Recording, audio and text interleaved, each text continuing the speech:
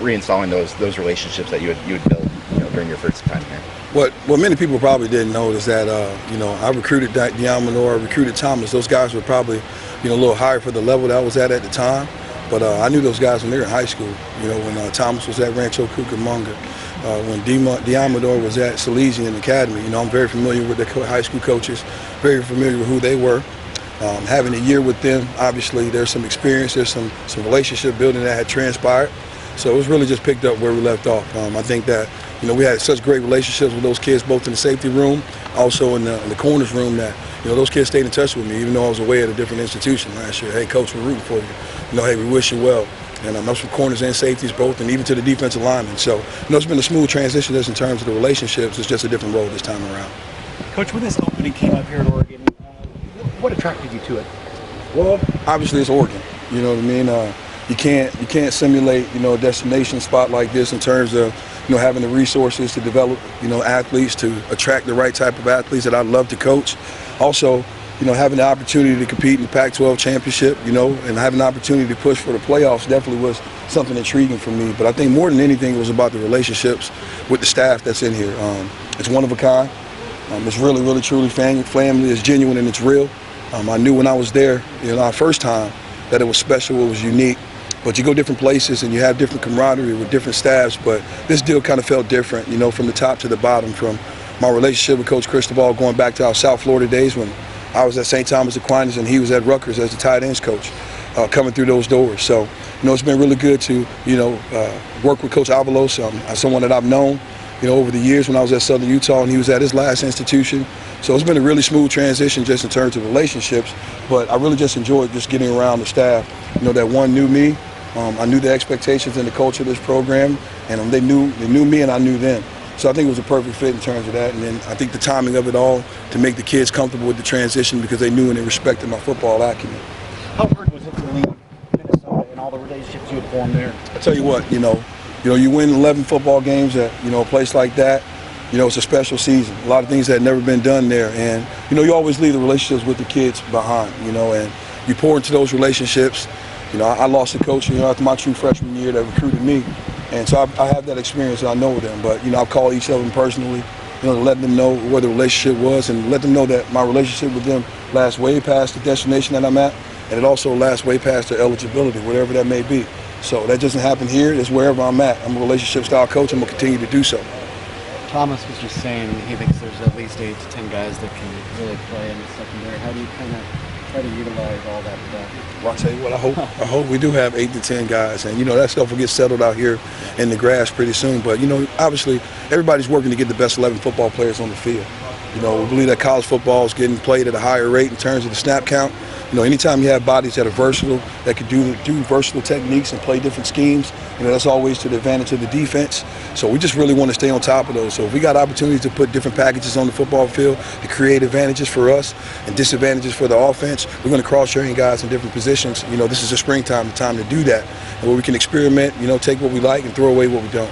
How much have some of those guys improved since you were here last? Pretty noticeable? Yeah, I think that obviously, you see the strength and the size and the numbers of certain guys that were younger, and when they were there, and obviously you see some of the transition skills. This is my really first chance to see Mykael Wright as a college player. I was here and we had him as a high school player, but it's a little bit different now to see him move around and change direction. But you can definitely see the strength and conditioning program here has been elite. It's been top notch. That Coach Felton and those guys, Shaw Williams, are really doing a great job developing these guys' bodies and their movement skills.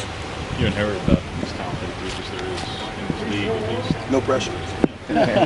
How do you go about, obviously the results is number one, but for them, taking returning players like Thomas and Demo and turning them into high-round picks, what they want in their future? No doubt. Well, the goal here, first of all, is to win championships. And I believe that if we all win games, the opportunity for our individual success comes along with that. But no season prior to season carries over to the next. Just because you had success in the previous season doesn't guarantee that you will have it this year.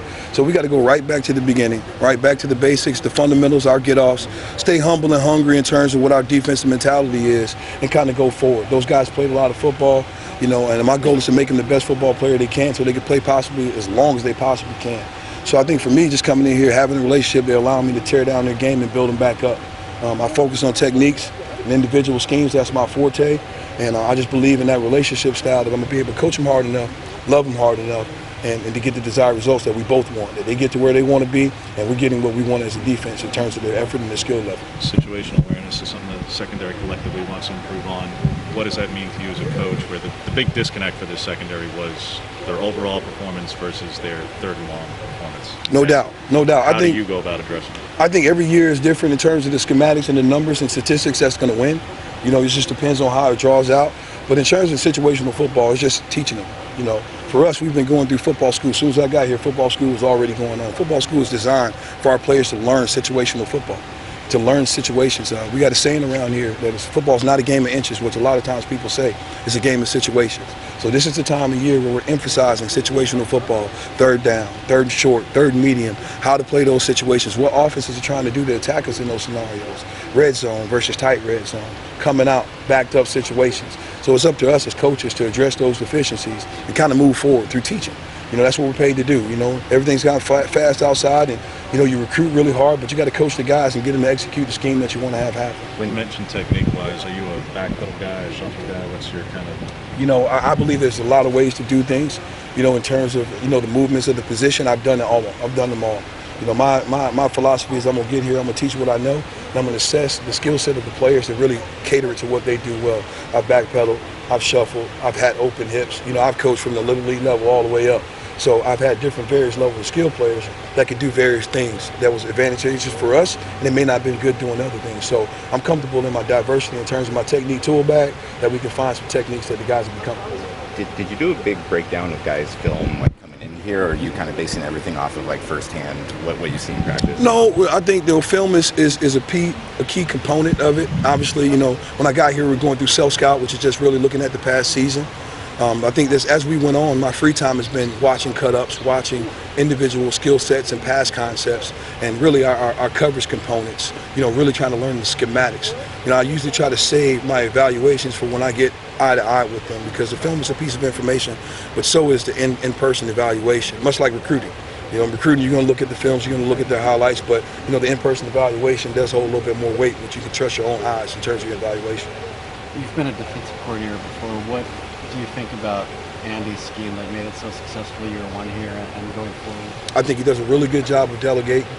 You know, I think he does a really good job of getting everybody on the same page. And, you know, defense is a collaborative thing. And a lot of times in this sport, you know, you don't get a lot of collaboration. Sometimes you get my way or the highway style. So it's been very, very refreshing in terms of us having opportunities to present to the team, opportunities to present in front of the defense, that we continue to hone our skill set as coaches for opportunities in the future. So I've been very impressed with that. You know, I'm impressed with the way that he compartmentalizes the learning for the players, and really how we've been teaching the situational ball. It's been refreshing to get around a new scheme. I'm a football junkie in terms of the schematics. I'm not just a defensive back guy. I really like the box fits in terms of the runs. So anytime I get an opportunity to learn new defenses, new schemes, I've been pretty giddy here lately. You mentioned the collaboration. He's talking about trying to get more of your guys who made secondary wide on the field more in some different packages compared to even a year ago. What does that mean to you, where, again, 6 DBs is not unheard of, that's dime, but if you do anything more, that's a little bit more exotic. So how do you go about teaching that to a group who hadn't done that? See, the thing here, and it goes back to the football school. Because football school is part about, you know, formation recognition. All right, it's part about formations, you know, learning what tendencies are, what offenses are trying to do.